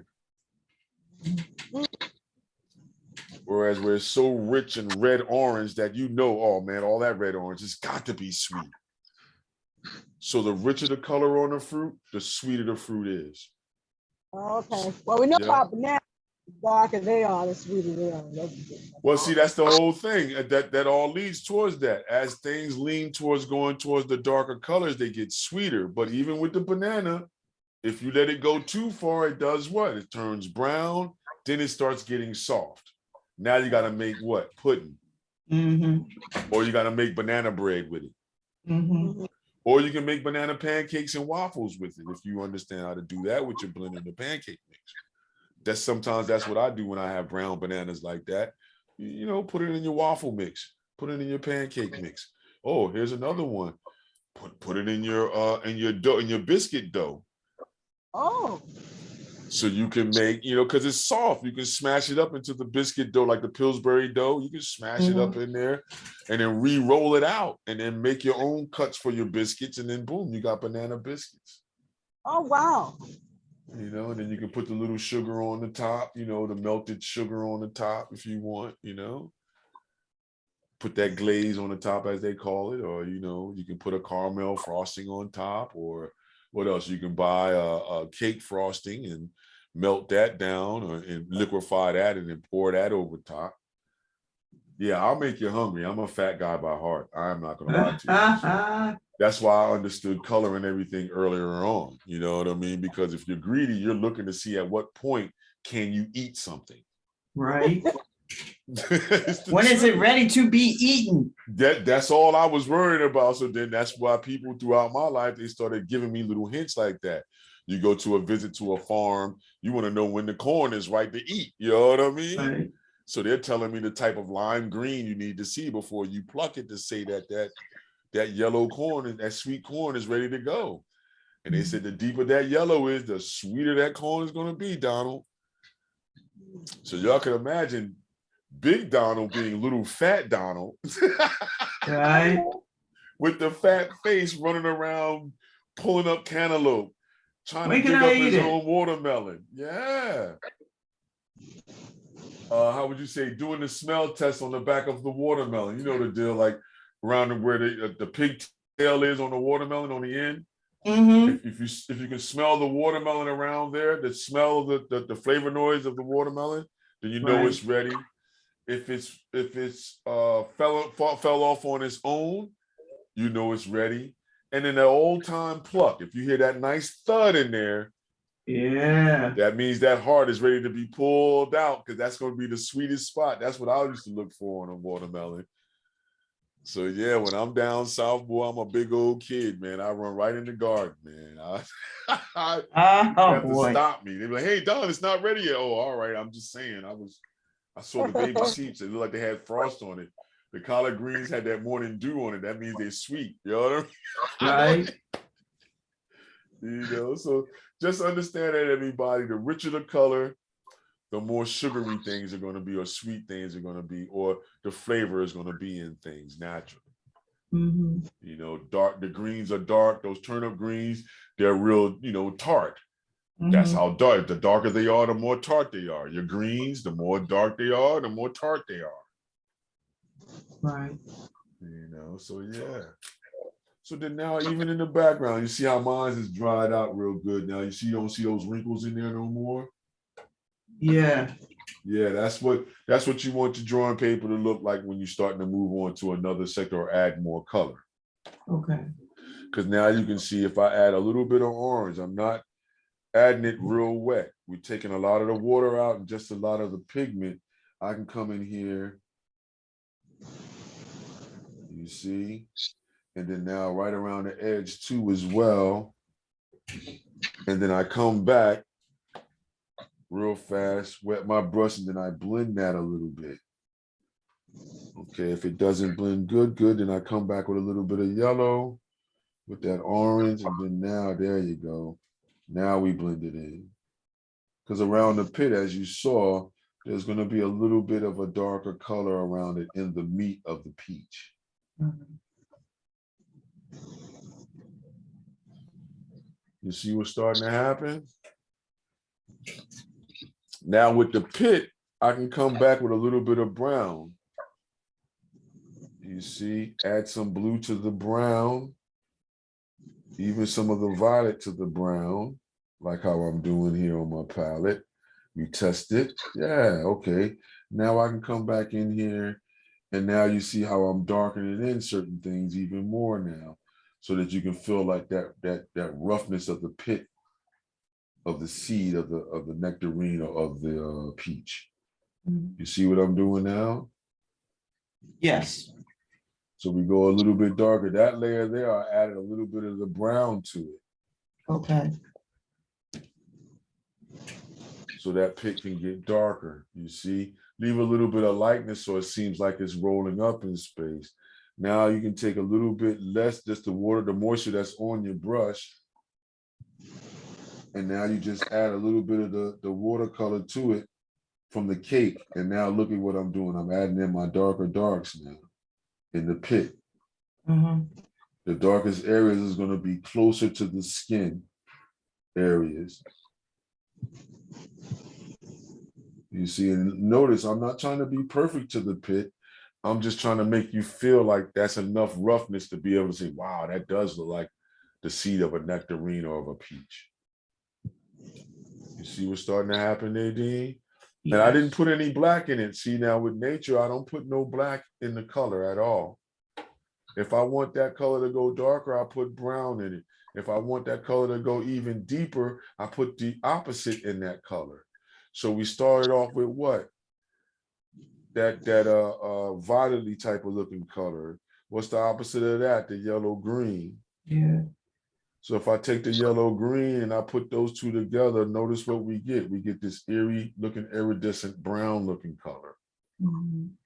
So now if I add more of the plumish type of color with that yellow green, look at the beautiful brown that I get. I don't know if you can see that there on the page that I did, but now you Yeah. come in and it gets deeper. And now you become more selective with where some of these darks go now. You're not putting them all over. Notice how I'm just touching around the tips, leaving spaces of light areas that make it look like the shell of seed is being struck by light, you see? Mhm. And you got to leave some of those light spaces in there. Because once that dries, we can go even darker, one more layer of darkness. You know, when it's all said and done, you can come back with your micro marker and then put in a couple of little marks here and there. You see? I take the yellow, I take the orange again. I put those two together, and then now I come in here and I add more color to the meat of the peach. You see? and letting the edges dissipate out into that lighter area, lighter extreme, you know? And this is the way you would mimic it. Does it move faster? Yeah, you can move faster if you want to, but I'm an advocate of having you moving in a nice, you know, pace so you can control the outcome a little bit more. Mhm. You see? I put that little darkness on the edge on the outside of the right side of that peach, the one that's on the bottom. And then look at how we feel like that's more of a peachy type of feel. I'll take some of this red and drop some of that red in there. I want that piece to feel like it's about to burst with sugars, natural sugars in there. Oh my God. Ooh-wee. Okay, I got it. Yes, Paulette, Miss Paulette? Huh? Oh, I thought you said something. I thought somebody said something. You okay, Nadine? Yeah, I'm okay. All right, cool. And now this is where everybody, you can go in and start adding more of your colors in gradually, a little bit more, less water, more pigment. You know what I mean? That's the whole key. That is the whole key, everybody. So with watercolor, it's very important to understand you're working from dilution to richness. Okay, let's say it another way. You're working from light to dark. You see it now, Nadine, what I was trying to get you to understand with the watercolor? Yes. So you see now how your beach scene could probably get a little bit more richer. Oh, yeah. Yeah, you see how your sky can get a little bit more bluer, a little bit deeper in the blues. Yeah. Yeah, come on. How about your mountain scenes in the back? We can just pluck them out now because you've been Right. there, you've seen them. You know now from just going through this little exercise, okay. Yeah. All I had to do was just move a little bit slower and then just Yeah. focus on one area at a time as I'm coming down. Don't take it all the way to the finish line, but take it a little bit more towards what I may feel is a finish line with it. Right. You know? Now you Yeah, I got was that. rushing a little bit. Yeah, we all do. We all do. That's why I like to point that out. Even I rush sometimes. You know what I mean? But the whole thing is to be able to catch yourself in your process, to be able to say, oh, okay, I rushed. Let me, fall back a little bit to bring this back underneath the order that I want, that I had in my mind's eye. Mm-hmm. This is the way that you get away from perfection. The whole idea of perfection wasn't even talked about right then. You're just looking and having this engagement with the environment. That's it. Yeah, no doubt. Yeah, that's how I felt. And that's the suggestions that I give, because that's the better position to be in than trying to think, okay, I got to put this here and that. It has to be perfect. No, let me quadrant off this area that I'm looking at. I'm only looking from here to here. That's all I'm painting. Mm-hmm. So let me say, I'll say from the buoy in the water on the left side all the way over to the water that's sliding over into the jetty area. That'll be my area where I'm painting, just to give you an idea of how you would look at the area to say where you're going to stop. Right. Worrying about where the painting is going to be. Because a lot of times people don't know where, or how to cut it out of space. So that's making a parameter or making or bracketing the scene. You're saying from one area to one area. That's all. Like if I was painting this table scene, right? I would say from this color green here to this eraser. That's all I'm painting. Okay. You see? I would go to the top here. I would say, okay, I don't like what's going on up here. I would say, I'm stopping right here all the way across my scene. I'm not worrying about this up here, from this down. And then now I'm going to stop it right where this paintbrush is. Gotcha. So that's my bracket. So that's what you would literally do outside. That's why I have people do a viewfinder, Nadine. So next time, just make a little viewfinder, a little paper one where you, right. I'll show you how to do that. Well, I will do that one day, where you just take two pieces of paper. Well, I'll take the tissue and show you. All we're doing is you take two pieces of paper. I tell people to fold it in a certain way like this. So you have one like this, right? You have two pieces of paper like that. The long way, right? I get you to fold it. And then now you fold it again like so, where you make this L shape, Nadine. You see that? And then both of them would make the L shape together. Miss Paulette and Nadine. And then now you would combine them to make a viewfinder that you would look through. Gotcha. You see that?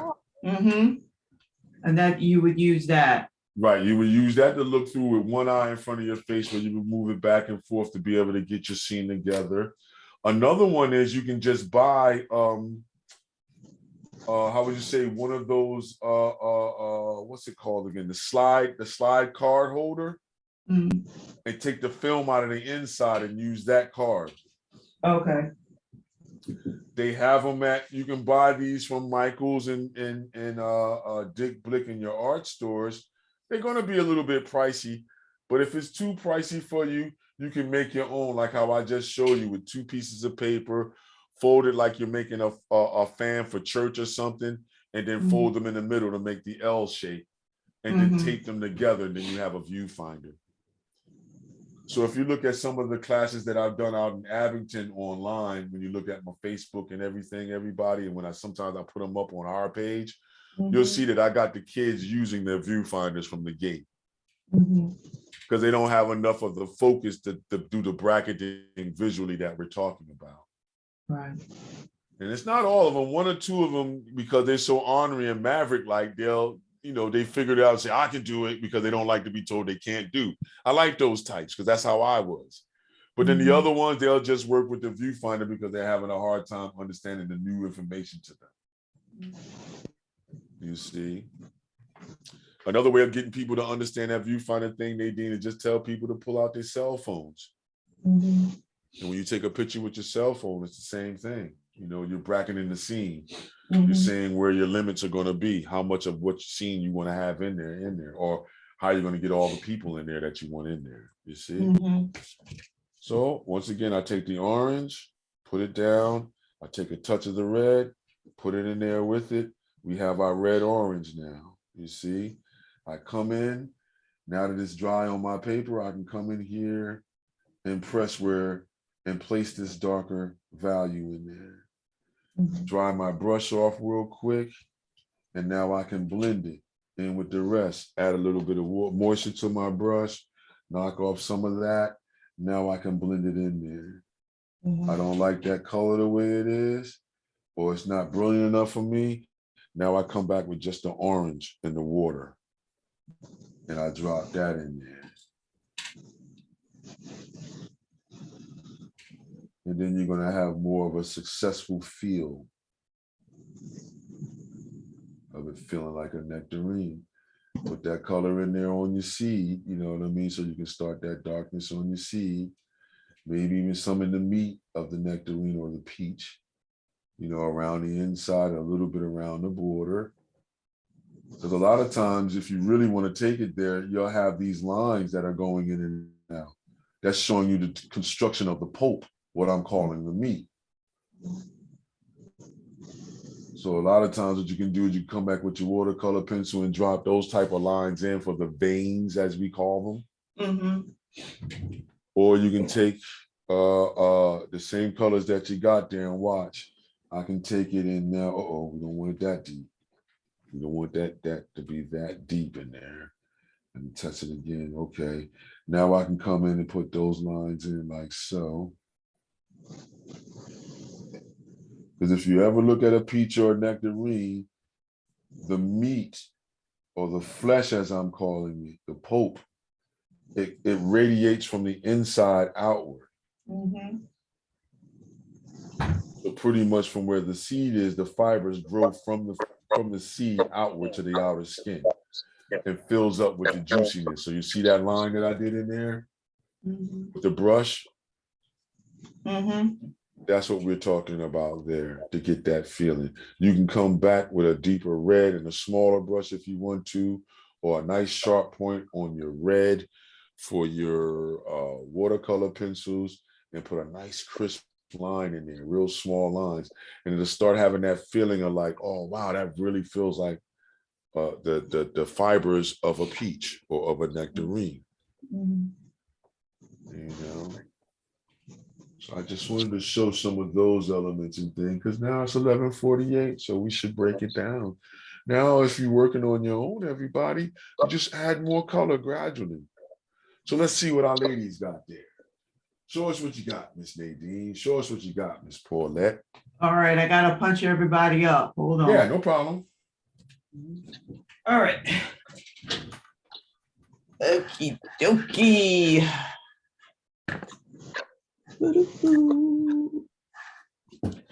All right.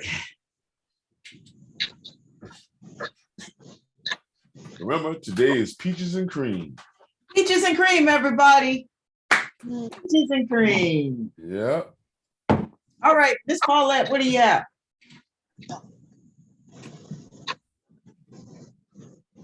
All right, Don. Yeah, let's see her. All right. You got it pinned. Oh, way to go, Miss Paulette. Way to go. Look good. What, you got frustrated a little bit? Me? Oh no, no, I'm was working on the bottom part because I saw that you had already done that, so I was trying to catch up on that. But I did do the filling in of the color around the piece itself and the fit and everything like that. Okay, yeah. Don't worry about being perfect because I was. Yeah, I know. I can tell when you got quiet. Don't worry, you wasn't by yourself. Nadine does the same thing. When she get quiet, I get nervous. Yeah, I'm in there. I'm on it. Yeah. Leaning into it. I said, well, no, just go ahead. Yep, just go ahead on and put it in. Perfection is a lie. Don't worry about it being perfect. Because I bet you if we go to a peach orchard, we'll find your peach out there somewhere. Amongst all those peaches that's out there, we will find everybody's peach that's on their page. That is so true. That is so true. Okay. So that's another reason why I don't bend towards perfection. Because it's really no such thing. We as humans, we beat ourselves up too bad. I understand why we do it. We want things to function properly. We want things to be orderly. Yes, I understand. But perfection does not mean just that. You know what I mean? Perfection to some people mean this thing that's higher than a godly spirit. Yes. You know what I mean? Yeah. No, you must be perfect. Yeah, I agree. If I'm doing architecture, my math should be perfect so that wall can go up. Yes. But if I'm drawing some peaches, really, should I really feel that way and have to put that pressure on myself to have to be perfect? Just ask yourself that.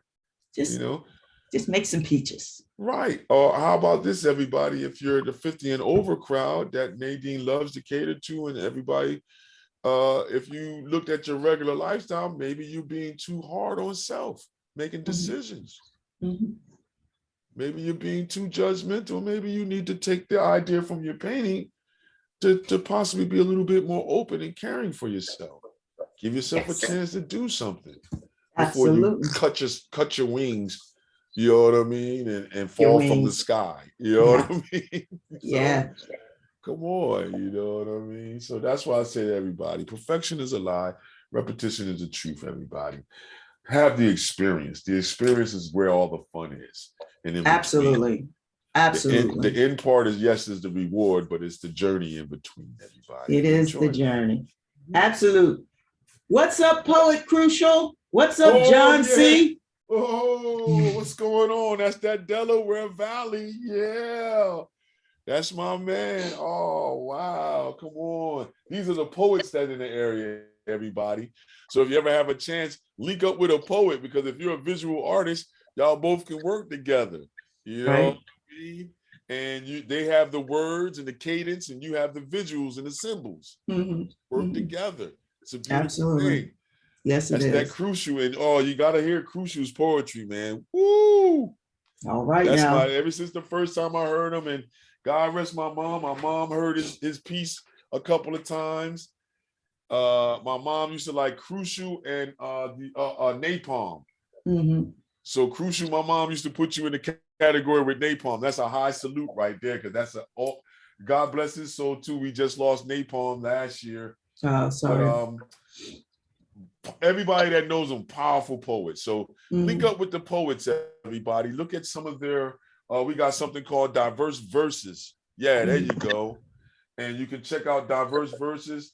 That's a poetry group and everything for the Delaware Valley mainly, but they're really out of Delaware. I believe it's Newcastle or Wilmington. No, it was Wilmington. Yeah, and it's a whole art community over there.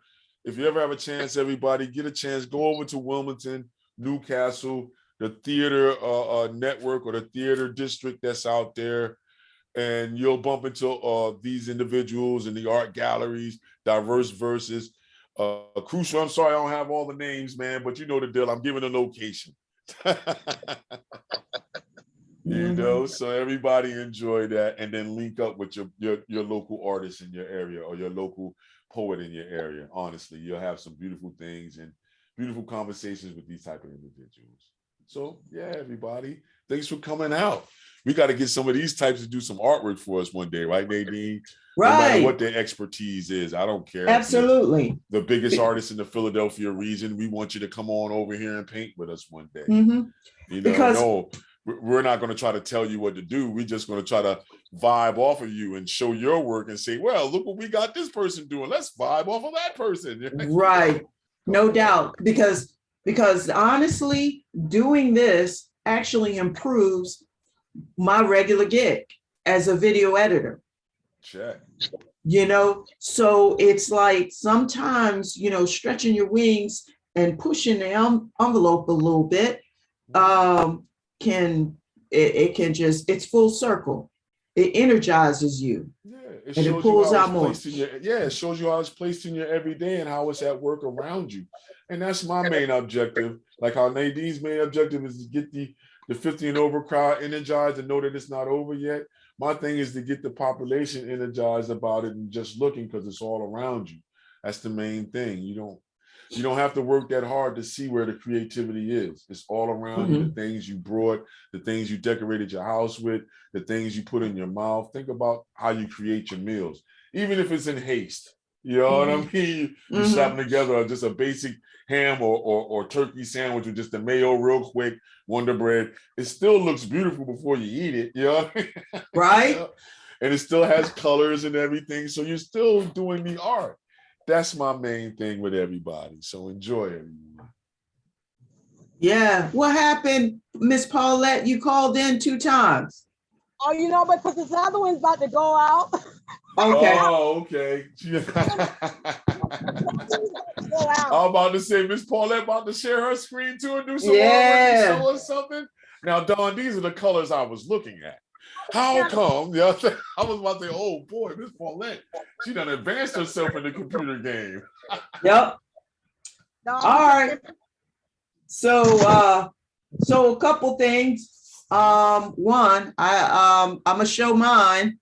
Yes. And number 2, I was thinking about how one of the challenges that I put out to our Facebook group is to show something that, take a picture of something that you might be working on creatively. It could have been a thought. It could be anything.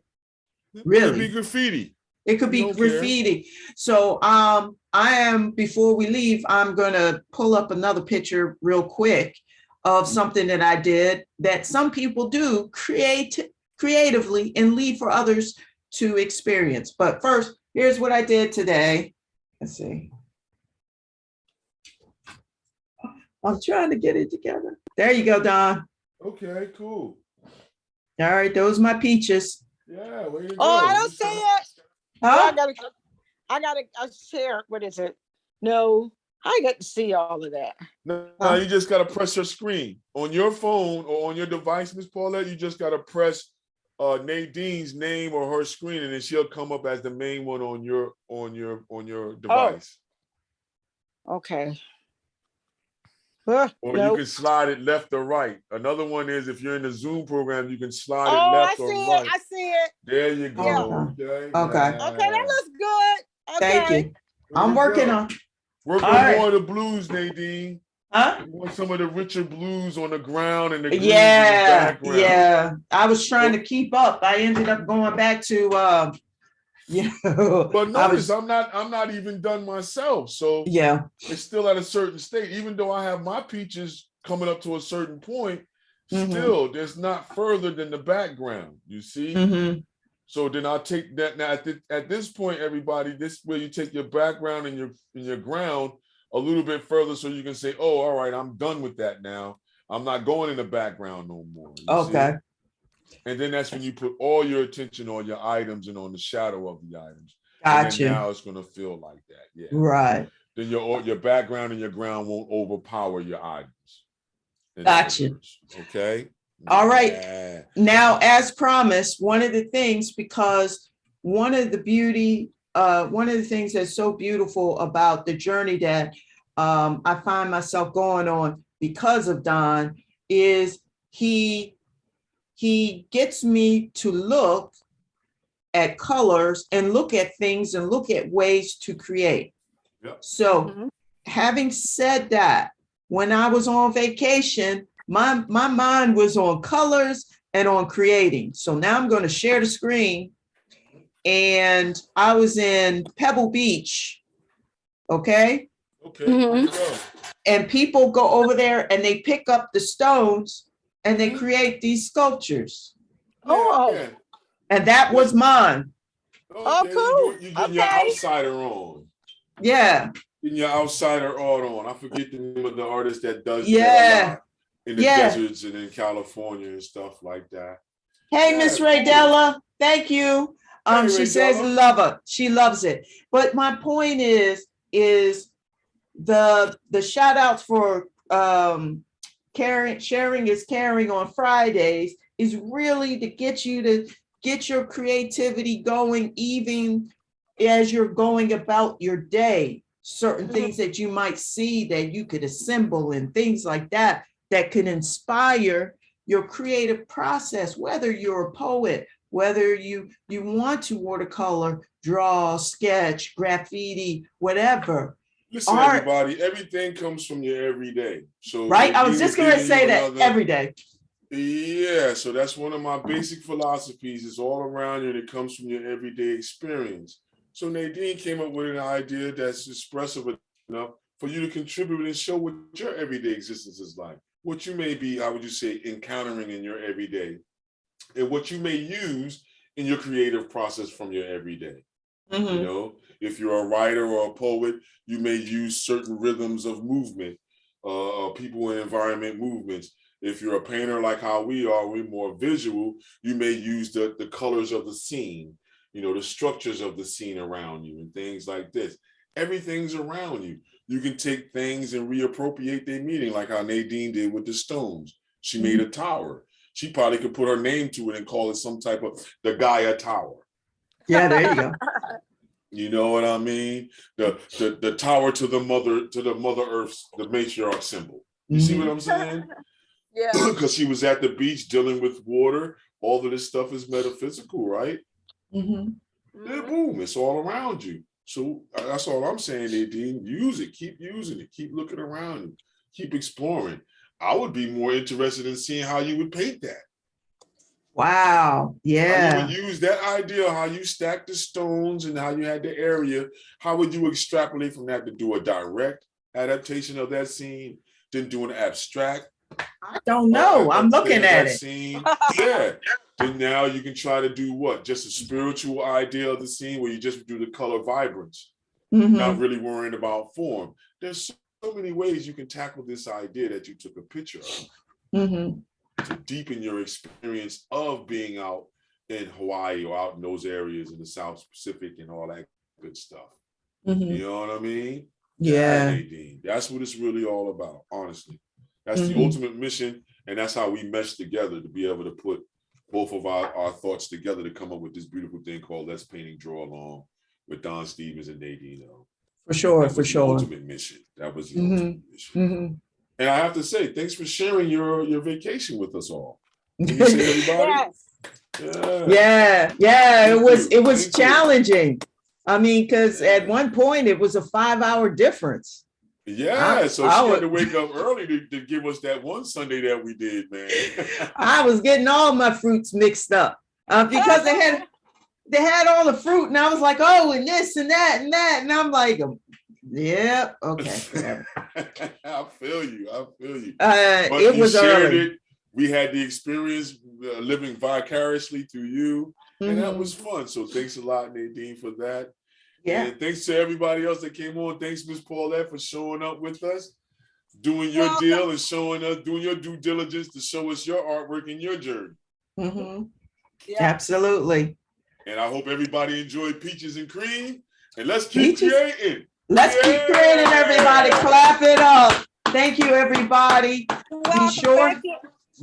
Thank you. Thank you. If you're watching this in the rebroadcast, please post your thoughts, your work. If you so feel you are following us and you're doing it, let us know how we are doing. We hope to see you next time. Stay tuned for the next event. Be blessed. Enjoy the rest of your week. Thank you, Don. Thank you, Miss Paulette. Thank you, everyone. Have a good one. And remember, keep creating. Yeah. I'll try to see y'all in 2 more weeks. I'll be working. Okay. Okay. All right. Okay. All right, Miss Paulette. Keep creating, though. Keep creating. That's all. Yes. Keep creating.